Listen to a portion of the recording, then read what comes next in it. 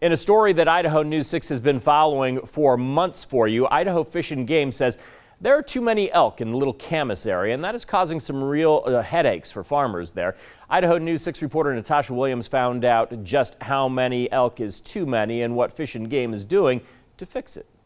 Elk depredation is an expensive problem. In 2018, Fish and Game had to shell out more than $1 million to local farmers whose crops were damaged by elk. Last year, though, those numbers saw a 75% decrease from the previous year. Fish and Game says although they've seen improvement, there's still a long way to go. Last year, the herd size was estimated at 450. That's too many elk. Fish and Game is working to bring that number down to below 100, but doing that is a challenge. The elk have learned to stay on private property where hunters can't get to them and where food is abundant. We have some really good habitat on private property, irrigated agriculture in particular. The problem is those elk cause serious damages to crops. As elk herds grow and as potential damages escalate, that's a cost to producers and growers. This summer, Fish and Game is adding 4 new tools to help bring down the herd size, starting with hazing. The hazing idea is to change elk behavior. If that works and we don't have to do anything else, that's great. I mean, that would be our perfect situation. If hazing doesn't work, that's where hunters come in.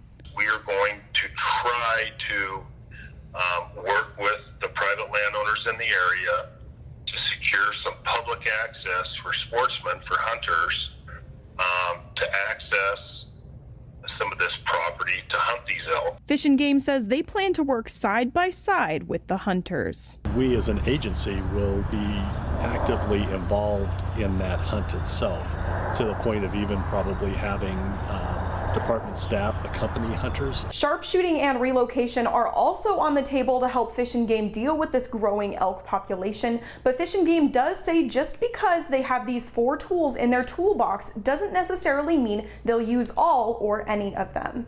In Twin Falls, Natasha Williams, Idaho News 6.